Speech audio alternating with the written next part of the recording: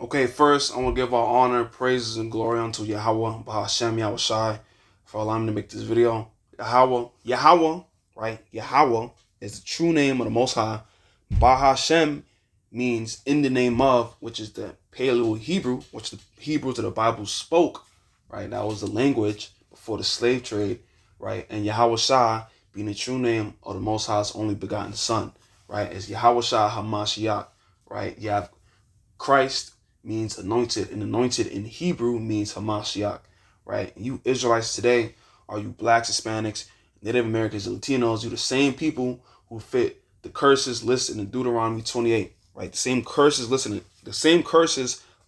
in Deuteronomy 20th chapter, right? Deuteronomy 20th chapter, I say it twice, so I don't, fumble over my words, right?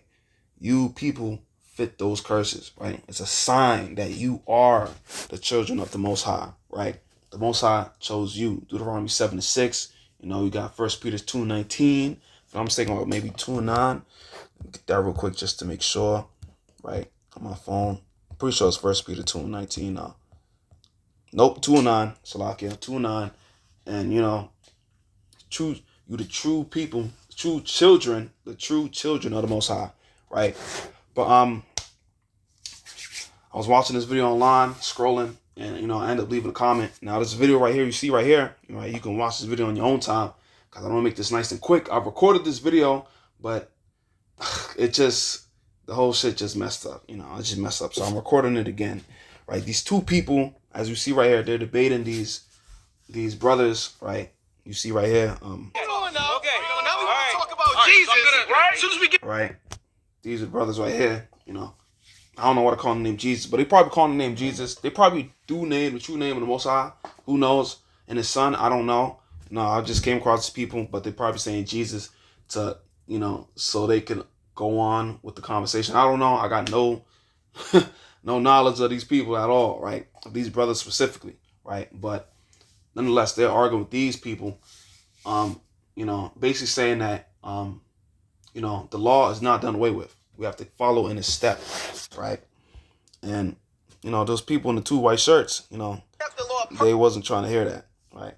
But they were listening, but the video cut short. But you can watch the video on your own time, right? But the main point of me making this video is for this comment right here, right? T Clinton 86, first comment, right? He or she says, we're not under the law, but under grace, right? Romans 6:14. So I seen that. I said, okay, I'm gonna leave my comment, right? Okay, the comments are not in order. I don't know why, but this was the first comment I like. Look, it even says, 4 hours ago, right? Romans 7th chapter. A law has dominion over a man as long as he liveth, right? This was the first comment. Actually, that comment I left was supposed to be right here, right? But for some reason, it's not in order. Instagram is bugging out. I'm teaching the truth. Instagram want to fuck shit up. DIG. I'm gonna start calling now, but fuck shit up. The whole order is messed up. But yeah, that's factual, right? Now, as I said before, well, I didn't say this already, but I didn't say this, but let's get her point, right? Romans 6:14, right? Now, the danger is this, right?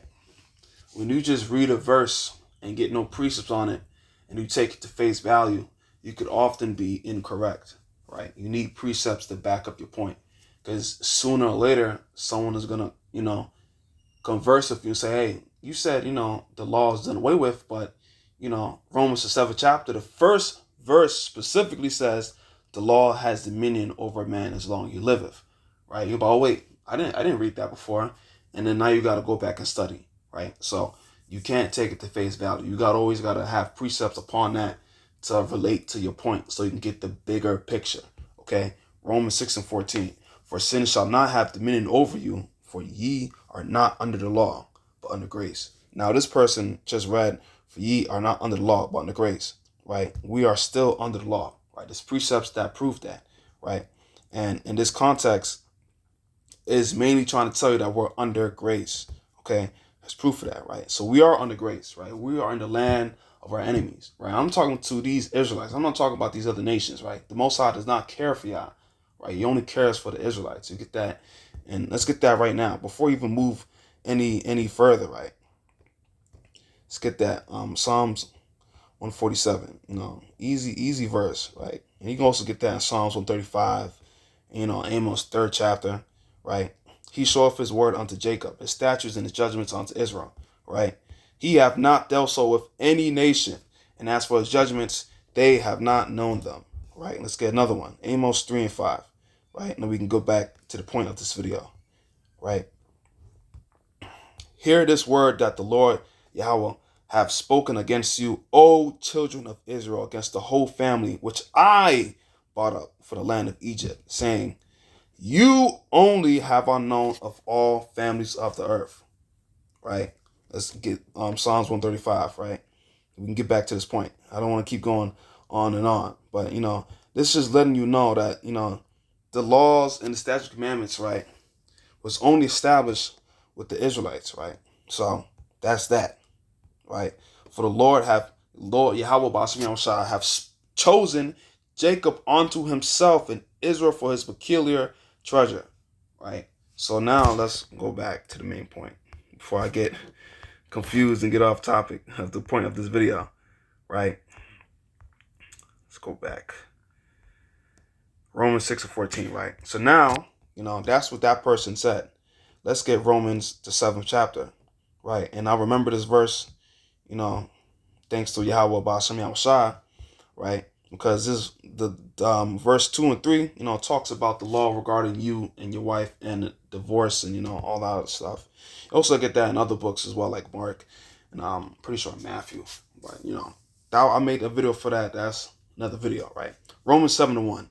Know ye not, brethren, for I speak to them that know the law, how that the law hath dominion over man as long as he liveth. So wait, you go back to 6 and 14 and you say, wait a minute. It just said we're not under the law. But then you get Romans 7 and 1. The law hath dominion over man as long as he liveth, right? That lets you know that 6 and 14 was mainly trying to tell you that we're just under grace. But the law is still there, right? You know how the law is still there? Their precepts, right? Let's get Romans 6 and 15, right?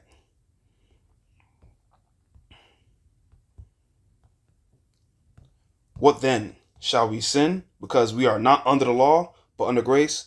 God forbid. Actually, wait a minute. I'm just not realizing, right? It's literally the next verse. Yo, it's literally the next. Hold up. You see the danger of what I was talking about, right? We're not under the law, but under grace. Hold up. Yo, I should go back and respond to this person right now, right? The next verse literally says, what then? Shall we sin because we're not under the law, but under grace? God forbid. That law is still there. That law is still there, man. What are you talking? Come on. It's funny too. She probably thought about this. Okay, 6:15. No, I don't want to add that one. That this verse doesn't add to my point, or maybe I don't know. Was she or he was thinking, but maybe that was the case. But or the first verse, right? 1 and 2. What shall we say then? Shall we continue in sin that grace may abound? No, God forbid. How shall we that are dead to sin live any longer therein? So if we're dead to sin, why are we continuing on sinning for? Right? Just because we're under grace, that does not mean we should still sin. God forbid. Come on, man. It's that easy. Right? Let's get 1 John. That's so funny though. Like when I made this video beforehand, I didn't know that 6 and 15, like it's literally the next verse. It's so funny, man. It's so funny. 1 John 2 and 4, right? He that saith I know him and keepeth not his commandments, right? Those laws or the commandments is a liar, and the truth is not in him, right? As I just said, the laws, statute, commandments was established for who? The Israelites, right? So how are you going to say you know him and keep not the commandments, aka the law? You're a liar and the truth is not in him.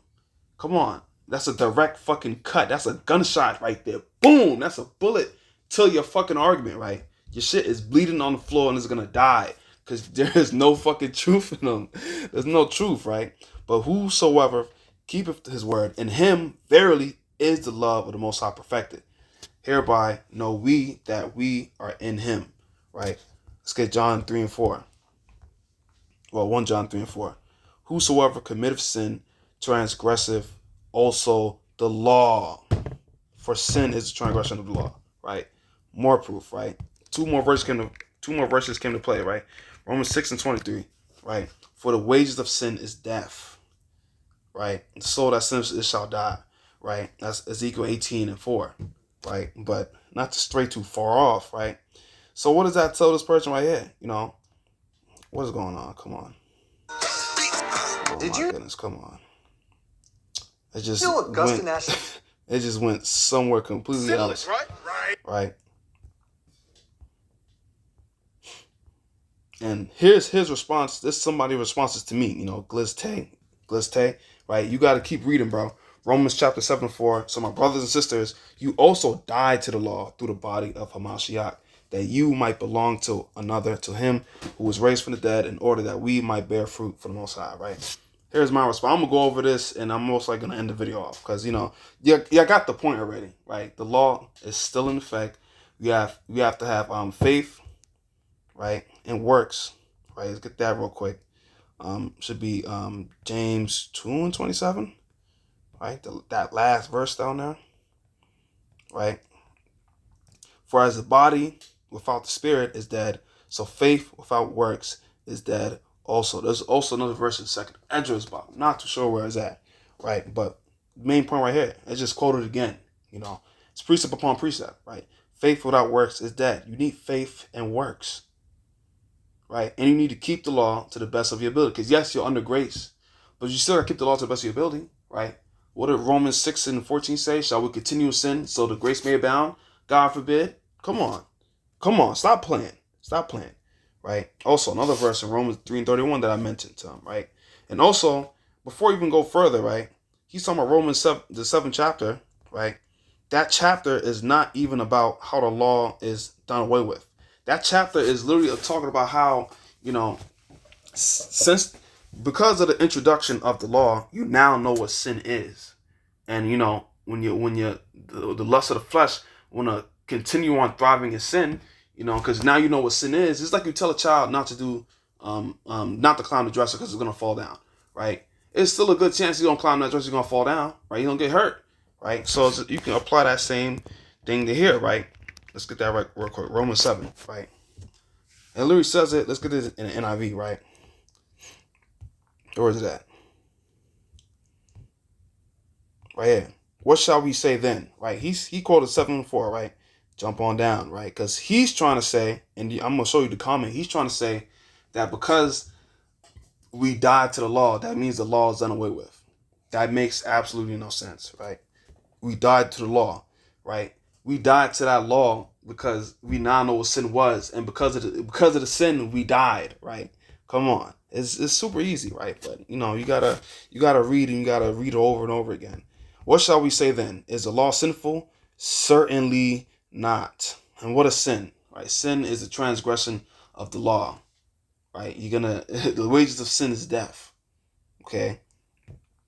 Right? So is the law sinful? No. Right? Nevertheless, I would not have known what sin was had it not been for the law. Right? So since the law was established, now you know what sin is. Now you know what's right and what's wrong. Right? For I would not have known what conveying really was if the law had not said, you shall not convey. Right? But sin, seizing the opportunity afforded by the commandment, produced in me every kind of conveying. And what conveying? I'm pretty sure when you desire something. Let's get that right now. What does convey mean, right? Pretty sure it's convey, not covet. But you know, maybe I'm wrong, right? To desire, lust after, right? Desire, craving, longing, desire desire for what is forbidden, right? So, come on, right here, right?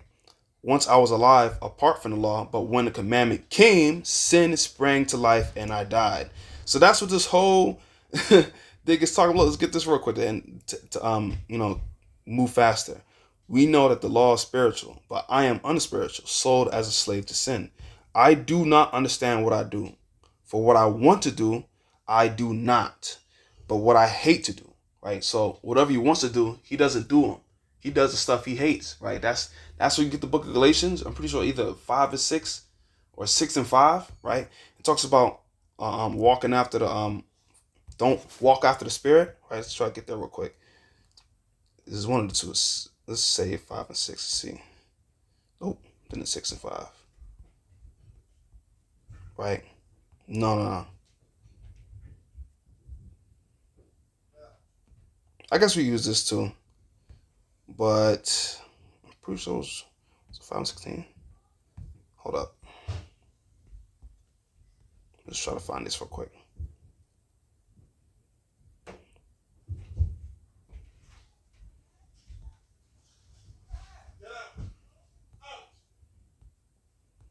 There it is.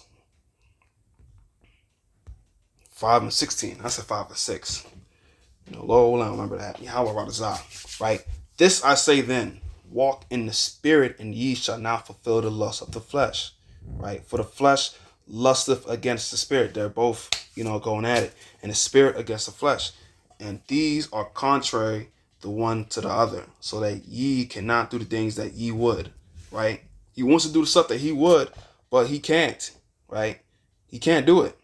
Literally says not. Right? But what I hate to do. And if I do what I do not want to do, I agree that the law is good. Right? As it is no longer I myself who do it, but it is a sin living in me. Right? Again, for I do not do the good I want to do, but the evil I do not want to do. Right? So he doesn't want to do the good stuff. He wants to keep doing the evil, which is stuff you shouldn't be doing. Right? This I keep on doing. Now, if I do what I do not want to do, it is no longer I who do it, but it's a sin living in me that does it. So basically, there's a whole bunch of repeating, right? But that's what this chapter is about. It's not talking about how the law is done away with. I don't know where you get that from, because literally the first verse literally tells you the law has authority over someone as long as that person lives, right? But okay, right? That's what he's thinking, right? Anyways, let's discard his, right? And I responded with this, right? Romans 3 and 31. Well then, if we emphasize faith, this is NOT. Does this mean that we can forget about the law? Can we forget about the law because we have faith, right? Because we only have faith? Of course not. In fact, only when we have faith do we truly fulfill the law. And he goes on to talk about faith as well. In this Romans 4 and 14. For if those who depend on the law are heirs, faith means nothing, and the promise is worthless, because the law brings wrath, and where there is no law, there is no transgression. Right? Let's get that real quick and break that down. Romans 4 and 14. Because you need precepts upon precepts, man. And he's fighting really hard. He's like, no, man, no, the law is gone, man. Right? NIV, right? Let's start at 13, right? Let's get some little context, right? It was not through the law that Abraham and his offspring received the promise that he would be heir of the world, but through the righteousness that comes by faith, right? For if those who depend on the law are heirs, faith means nothing, and the promise is worthless, because the law brings wrath, right? You need faith to keep the law, right? You need faith and works. You need to keep the law to the best of your ability. Point blank, period. Okay? Just remember that. If you don't remember none of this from this video, remember that. You need faith and works, right? And you need to keep the law to the best of your ability. Right? So I gave him 2 verses. Faith to keep the law. This was the comment I left first. And I said, you need 13 verse. Right? I said, look, faith works, and keep the law to the best of your ability. He's gonna say you can't keep the law perfectly, which is why, quote unquote, Jesus had to die. If you say that, then his death means nothing. And go back to what I said, right? To the best of your ability. Fire emoji, right? So he's talking about you can't keep the law perfectly. I said to the best of your ability, right? Does that mean perfectly? No. Because we're in the land of our enemies, man. This is why Yahushua has to come and fucking destroy this place, right? We can't keep all the holidays to the best of our abilities, right? Like, come on, man. This place has to go. Babylon, aka America, it has to fucking go. It has to go, man. It has to go. Right? Now, I reiterate, I told you to keep the law to the best of your ability. And I provided him some examples. You know, the food we have is filled with pork, right? If you look at the food, it has 1,000 ingredients, right? And you're not supposed to eat pork, right? You're supposed to stay away from that shit, right? It's bad for you. It says that in the law, right? I bet if I ask him right now, are you supposed to eat pork still? You gonna say yes? Come on, man. Come on, man. And I don't know, you know, you are what your father is, right? So I don't know if he's an Israelite, Hamite, or white. I don't know. Edomite, aka, because, you know, they're called white people today, but biblically they're known as the Edomites, right? Esau, Edom, right? You know, and there's wicked people all amongst us, tempting us to sin every day, right? Come on. You can be angry, but sin not, right? So, and as I mentioned in the video already, the precepts, you know, it's all right there, right? Romans 6:15, 6:1, you know, 1 John 2:4, 1 John 3:4. It also got Romans 6:23 that has, you know, and 18:4. I mean, Ezekiel 18:4 that proves don't keep on sinning, your ass gonna go. Your ass gonna go, right? It's over, right? But you know, I'm gonna give all honor, praises, and glory, all honor, praises, and glory. One more time, all honor, praises, and glory unto Yahweh, Bahashem, Yahushai, for allowing me to make this video. You know, I was gonna make this video, but after I responded to the person, I said, "Damn, it would really be good if I just record this real quick and, you know, make it go." And as I said before, I recorded this already, but, you know, the video just messed up, right? It was bad. So I just deleted it. So I'm gonna make it again. You know, there's no problem making it again. If you already know the knowledge, just make it again, right?